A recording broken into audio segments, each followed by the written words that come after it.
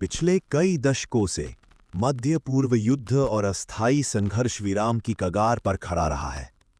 लेकिन इस चक्र को सबसे स्पष्ट रूप से दिखाने वाला संघर्ष इजराइल और हमास के बीच का है। हर युद्ध विराम नाजुक साबित हुआ है, हर टकराव घातक रहा है और हर नई झड़प मानो अगले संघर्ष की तैयारी कर रही हो। आज विश्लेषक, राजनयिक और सैन्य योजनाकार सभी एक ही सवाल पूछ रहे हैं, यह युद्ध कब होगा, न कि होगा या नहीं, और जब होगा तो वह कैसा दिखाई देगा। भविष्य को समझने के लिए हमें पहले इसकी जड़ों को देखना होगा। हमास, जो गाजा पर शासन करने वाला इस्लामी आंदोलन है, 1980 के दशक के अंत में पहली फिलिस्तीनी इंतिफादा जन विद्रोह के दौरान उभरा। इसका घोषणा पत्र, भाषण और रॉकेट भंडार इसे एक ओर गाजा के फिलिस्तीनियों के लिए राजनीतिक प्राधिकरण बनाते हैं, तो दूसरी ओर इजराइल की नज़र में यह शत्रु और आतंकी संगठन है। इजराइल के लिए हमास ऐसा दुश्मन है जिसे नियंत्रित रखना जरूरी है, लेकिन इतना नहीं कि उसकी जगह कोई और, शायद उससे भी खतरनाक ताकत पैदा हो जाए। 2008, 2012, 2014 और 2021 के युद्ध दोनों पक्षों पर गहरी चोट छोड़ गए। हजारों फिलिस्तीनी मारे गए, पूरे इलाके मलबे में बदल गए। इजरायली शहरों पर गाजा से रॉकेटों की बरसात होती रही। मिस्र, कतर और संयुक्त राष्ट्र की मध्यस्थता से कई बार युद्ध विराम हुए, लेकिन सतह के नीचे वही कारण आज भी सुलग रहे हैं। नाकाबंदी, विवादित जमीन, वैचारिक अस्वीकार और स्थायी शांति ढांचे का अभाव। लेकिन आने वाला युद्ध अलग हो सकता है, क्योंकि हालात बदल चुके हैं।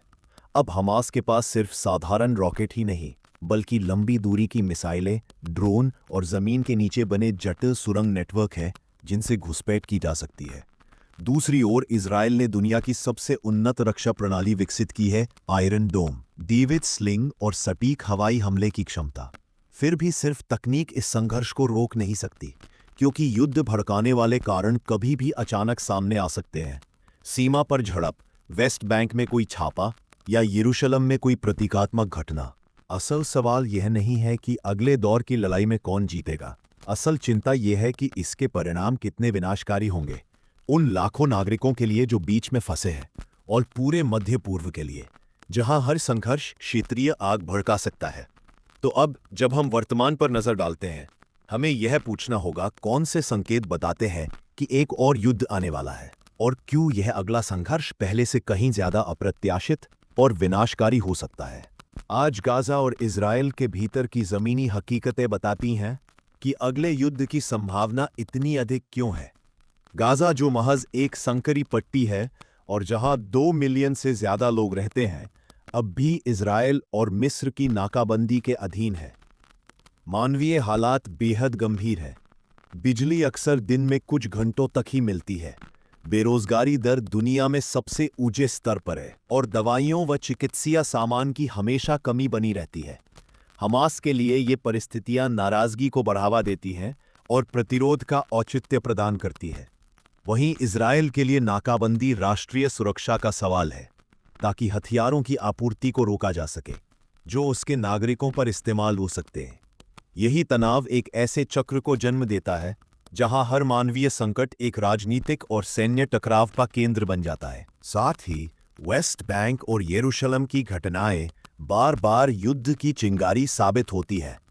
जब इजरायली पुलिस अल अक्सा मस्जिद जैसे संवेदनशील स्थलों में प्रवेश करती है या जब नए बस्तियों की घोषणा होती है, तो पूरे फिलिस्तीनी इलाकों में विरोध भड़क उठता है।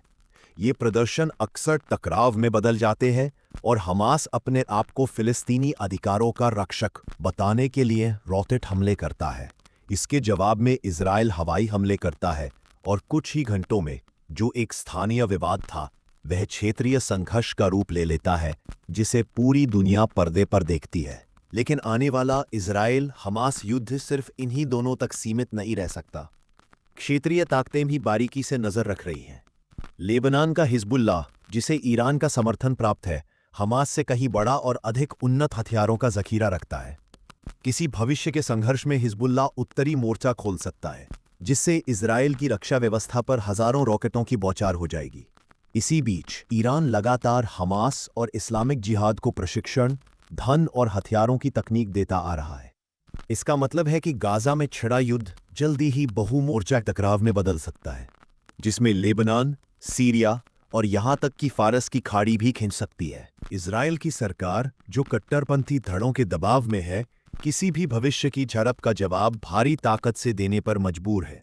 गाजा में नागरिक हताहत भले ही दुखद हो, लेकिन इजराइल की सुरक्षा नीति में वे अक्सर पीछे छूट जाते हैं, खासकर तब जब रॉकेट तेल अवीव या हाइफा पर गिरते हैं।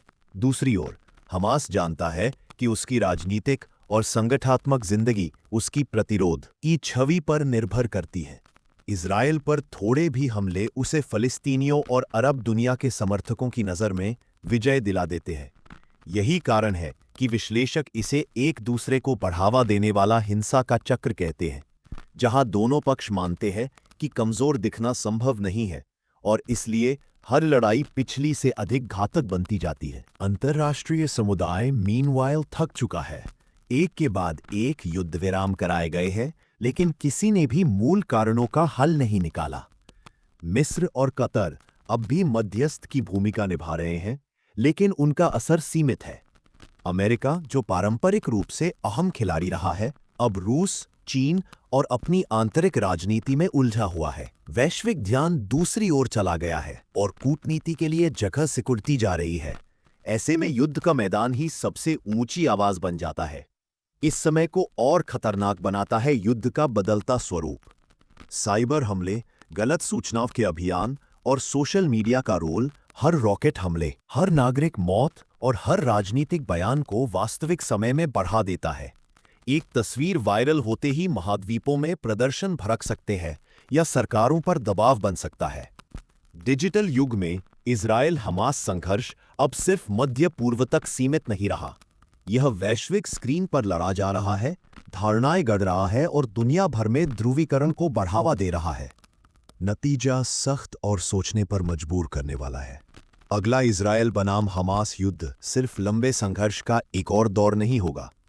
यह इस बात की परीक्षा होगी कि गाजा की आबादी कितनी तबाही झेल सकती है, इजराइल की रक्षा प्रणाली कितनी मजबूत है और अंतर्राष्ट्रीय समुदाय में शांति के लिए कितनी ऊर्जा बची है। दांव सिर्फ क्षेत्रीय नहीं है, बल्कि वैश्विक है। खाद्य सुरक्षा, शरणार्थियों की लहर, केल बाजार की स्थिरता और कूटनीति के भविष्य तक सब कुछ दांव पर है।